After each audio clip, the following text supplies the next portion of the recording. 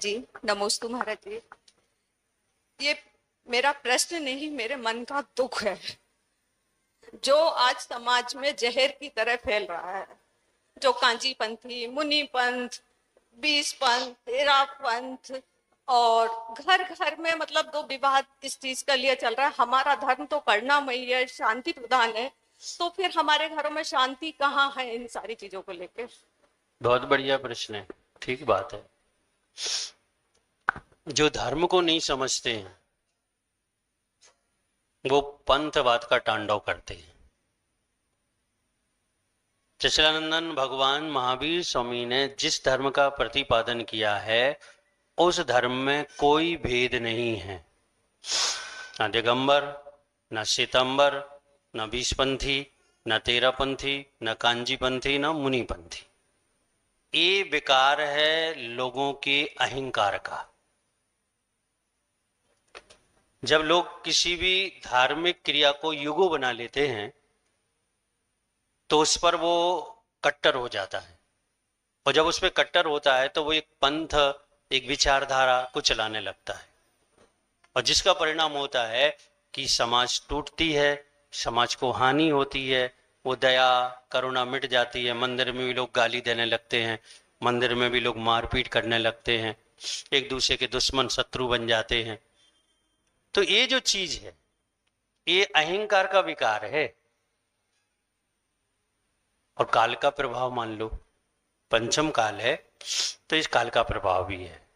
लेकिन वास्तविकता में दिगंबर जैन दर्शन यानी दिगंबर जैन धर्म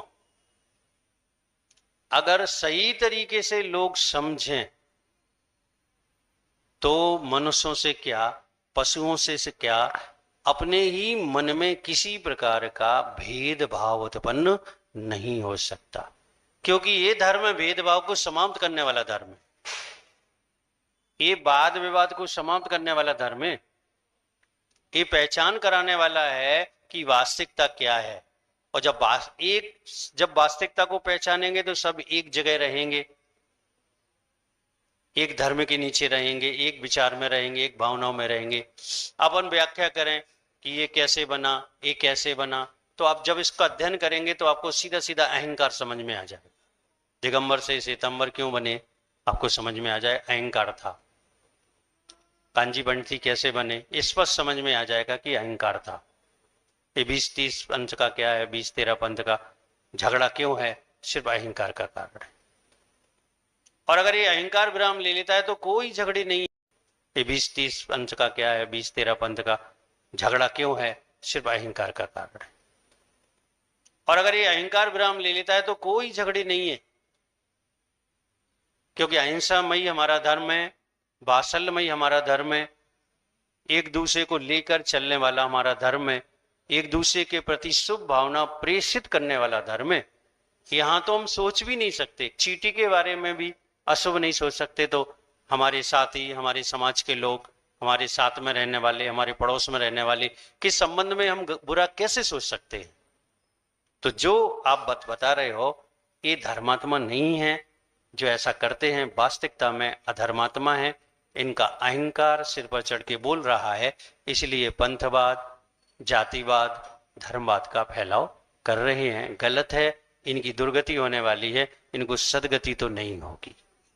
गुरुवर, किसी की किसी से तुलना कि आज के गुरु ऐसे नहीं है, कि ये हो रहा है, कि मतलब कुछ कुछ जो भी हो रहा है, तो इसमें तर्क देना, ये इसमें मतलब हम जैसे श्रावकों को जहां अपने जिनमत में पूरी श्रद्धा है और हमको बुरा लगता है ना, तो हमें क्या करना चाहिए? ऐसे लोगों से बात ही नहीं करनी चाहिए। जिसने जैनत्व को नकार दिया, देवसास गुरु में से एक को भी नकार दिया, वो अधर्मात्मा है। और अधर्मात्मा से जब आप बात करोगे तो विवाद होगा और फल कुछ भी नहीं निकलेगा।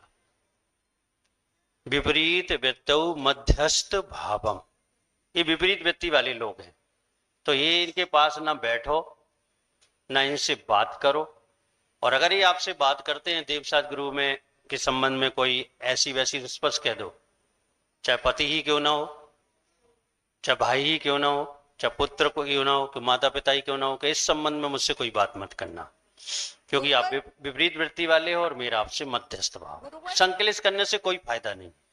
तर्क ऐसे रहते हैं कि मतलब अपन भी उसमें कुछ नहीं बोल पाते कि आजकल ऐसा है, आप किसी मुस्लिम के पास भी बैठ जाएं तो वो भी ऐसे तर्क देगा तो क्या आप हिंसा करने लग जाओगे? तर्क तो बुद्धि का खेल है, तर्क धर्म का खेल नहीं है, ये बुद्धि का खेल है। तर्क बनाते जाओ, और उन्होंने तो स्थायी बना लिए हैं, वही तर्क सबको देना है उन्हें। तो तर्क का कोई महत्व नहीं होता। तर्क वो ठीक होता है जो स्वभाव को बाधित नहीं करता है, और जो स्वभाव को बाधित करे वो तर्क नहीं, कुतर्क नाम दिया है आचार्यों ने उसे। तो जिसे आप तर्क कह रहे हो, वास्तविकता में वो क्या है?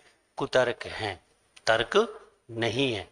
वो धर्म को समझे ही नहीं, और ना वो कभी धर्म को समझ पाएंगे, या तो अभव्य हैं या दूरादूरभव्य हैं, जिनके मोक्ष जाने में बहुत टाइम है, या कभी मोक्ष नहीं जाएंगे। तभी वो देवशास्त्र गुरु में से किसी एक का विरोध या एक की बुराई या एक की निंदा कर रहे हैं। गुरुवर माफ कीजिएगा, मैं समय ज्यादा ले रही हूँ, लेकिन पता नहीं आज बहुत दिनों बाद मुझे ऐसे कोई गुरु मिले हैं जिनसे मैं अपने मन की व्यथा कुछ बता पाऊं, और आज मैं बोल पा रही हूँ, है ना, बहुत हिम्मत करके। तो पता नहीं आपकी करुणामयी दृष्टि है ना जो मुझे इतनी शक्ति दे रही है ना। गुरुवर कहते हैं देव पूजा, पूजा तो जैसे सटावश्यक माने हैं, तो कुछ लोग सटावश्यक को भी प्रधानता नहीं देते हैं कि भाई ठीक है आत्मा का कल्याण करो, आत्मा आत्मा आत्मा। तो मतलब क्या करना चाहिए, है ना? इनको पढ़ने का अजीर्ण हो गया है। जैसे अपन कोई लोग, राजस्थान वाले लोग ज्यादा बाटी खा लेते हैं तो सुबह से खट्टी डकारें आती हैं, इनको आती है कि नहीं आती? अपच हो जाता है। तो जो लोग स्वाध्याय नहीं करते, सिर्फ पढ़ते हैं, स्वाध्याय को कभी अजीर्ण नहीं होता, उसकी बुद्धि बिल्कुल सही चलती है। लेकिन जो सिर्फ पढ़ते हैं दूसरों को नीचे दिखाने के लिए, शास्त्रों को दूसरों को नीचे दिखाने के लिए पढ़ते हैं, ये उन लोगों के साथ ऐसा होता है कि उन्हें ज्ञान का अजीर्ण हो जाता है। और जब उन्हें अजीर्ण हो जाता है तो वो कुछ भी बोलते हैं, कुछ भी कहते हैं, वस्तु के स्वरूप को बदल देते हैं, नकार देते हैं देवशास्त्र गुरु को। क्या मालूम उन्हीं में से फिर लोग लिख लेंगे वो अरहंत परमेष्टि को भी नकार देंगे। अब ये मुनियों को नकार रहे हैं, फिर अरहंत परमेष्टि को नकार देंगे, फिर उनमें से लोग लिख लेंगे तो जिनवाणी को नकार देंगे। अभी तो पंचम काल के बहुत समय बाकी है, तो आप बिल्कुल चिंता नहीं करो।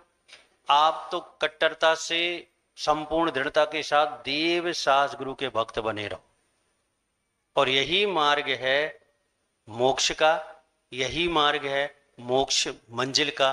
क्योंकि देव शास्त्र गुरु में से एक को भी छोड़ोगे आप, क्योंकि आचार्य ने इस पर लिखा है कि पंचम काल के अंत तक देव शास्त्र गुरु तीनों की उपलब्धि रहेगी, और उनमें से एक को भी आप नकारते हो तो इसका मतलब है आप सीधा सीधा तीर्थंकर वाणी का विरोध कर रहे हो। और तीर्थंकर वाणी का विरोध कोई मिथ्या दृष्टि ही, कोई अभव्य ही, कोई दीर्घ संसारी ही कर सकता है। तो आप विकल्प नहीं करो, अपना काम करते जाओ बस। नमोस्तु गुरुवर, इस मंच से ज्यादा बोलना तो उचित नहीं है, आप बस आशीर्वाद देना रहे आपसे। फिर ठीक है, आशीर्वाद।